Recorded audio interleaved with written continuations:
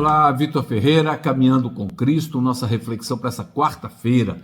Nós estamos aí fazendo um repasse, né, no Evangelho segundo Mateus, capítulo 18 já, né? E o capítulo 18 começa falando o maior no reino, né? Naquela hora os discípulos perguntaram a Jesus, quem é o maior no reino dos céus? E Jesus chama uma criancinha e diz que se não nos converterdes e não nos tornardes como criancinha, de modo algum entrareis no reino do céu. Quer dizer, nós temos que nos transformar numa criança. E o que quer dizer isso, criança, né?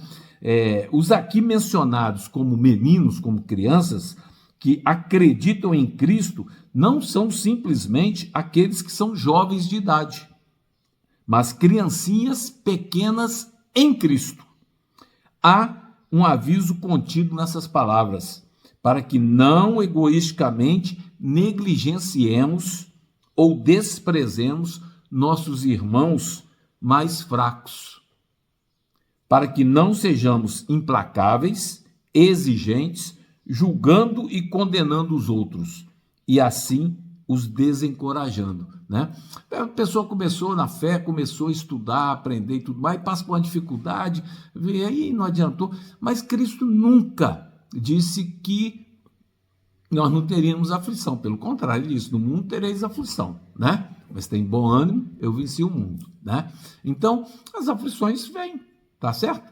E pronto, o que é que nós temos que ter? Desenvolver, né, a fé em Cristo e a fé de Cristo, é isso que nós precisamos, porque a fé é dom de Deus, mas nós podemos cultivar, né, essa fé.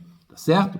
Então, no capítulo 18 fala o maior no reino, essa questão, a tentação do pecado, né? Então, também muito interessante, a parábola da ovelha perdida, uma parábola também muito, né? Não desprezeis a nenhum desses pequeninos, porque eu vos digo que os seus anjos no céu sempre veem a face de meu Pai que está no céu, tá? Então, nosso mundo representa uma ovelha perdida, né? Cristo daria e deu sua vida pelo mundo, né? Que é representado como a única ovelha perdida que se desagarra do rebanho, cuja culpa e desamparo lhe sobrevieram no caminho, impedindo o seu retorno, né? Então, ovelha perdida é aquele, né, conheceu e tudo mais, mas saiu do caminho e tal, né? Então, a própria palavra diz que a alegria no céu, né? Festa no céu, quando há um arrependimento, né? Então, a gente considera muito até no batismo e tudo mais, né? O verso 15 também do capítulo 18, né?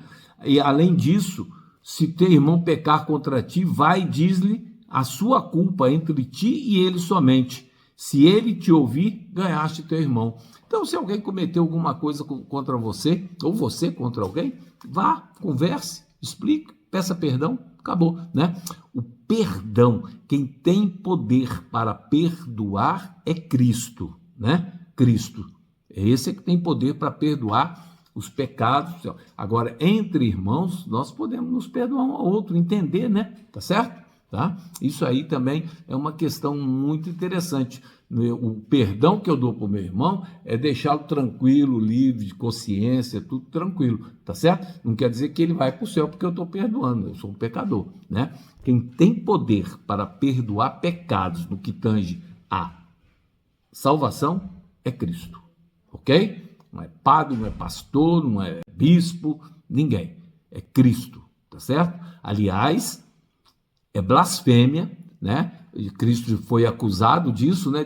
De perdoar pecados, quando ele disse lá pro doente, né? Pro paralítico, né? Os seus pecados estão perdoados. O pessoal está blasfemando, porque só Deus pode perdoar pecados, mas Cristo é Deus, né? A parábola do credor incompassivo, né? Um credor muito sério chamou lá e foi fazer acerto lá com os devedores dele, né? Com aquelas pessoas. Chamou um que devia muita quantidade de dinheiro e foi lá executar a sentença e ele prostou e pediu perdão, né? Perdoa minha dívida e tudo mais. Ele ficou triste, falou, vou perdoar. E pronto, valores altíssimos. Imagina você está devendo aí 1 bilhão. Não paga, né? Tem como pagar, né? Classe média não paga, tá certo? Impagável, né? Agora, independente da moeda, né? Euro, real, dólar, né? Pronto. O que esse que foi perdoado dessa quantia enorme? Ele tinha emprestado um valor para um outro pequenininho lá. Então emprestou lá R$ 500, 500 euros, e ele foi em cima, incisivamente, para cobrar. Ameaçou e prendeu e tudo mais.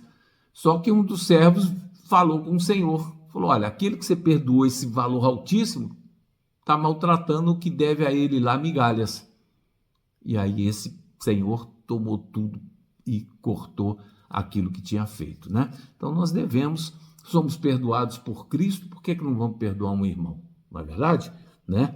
Então é uma coisa interessante, né?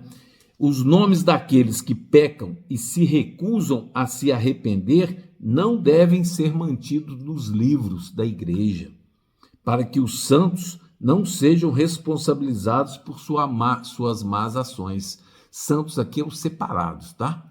Os separados. As pessoas que buscam a Deus, que buscam acertar, que caem, são resilientes, levantam em Cristo, buscam ter a mente de Cristo. Nós temos que passar para um patamar espiritual, né? Nós estamos no fim do tempo do fim, tá? Nós vamos ver isso mais à frente, já falamos um pouquinho lá em Daniel, né? E precisamos disso aí, tá? Alguns não devem ser mantidos, é verdade, né? Fazer o quê? Né? Pessoas principalmente que não têm compaixão, não perdoa, não ajuda, né? Então a gente deve jamais expor um irmão a uma situação delicada em público, de forma alguma, né? Quem somos nós para julgar? Né? Agora, tem erros que a gente observa e vamos chamar o irmão. Estou vendo isso está certo, é assim mesmo e tal. Conversa, saber conversar e tudo direitinho. Né? Isso é muito importante. Aliás, as famílias estão sendo destruídas por falta de diálogo. Né? Por falta de diálogo. Hoje, com o celular, o telemóvel, cada um entra no seu quarto, fica, você tem até que passar mensagem, né, para conversar. Então, não podemos deixar isso acontecer. Tá bom? Vamos ter diálogo, vamos conversar e vamos orar. Orar a Deus pedindo a Ele que nos proteja, que nos dê sabedoria, que nos proporcione uma vida capaz de suportar as dificuldades que vamos passar, que se não passou, vamos passar, né? E tenhamos a fé de Cristo e a fé em Cristo. E é isso que eu desejo a você e toda a sua família, que graça e paz lhes sejam multiplicadas. Amém.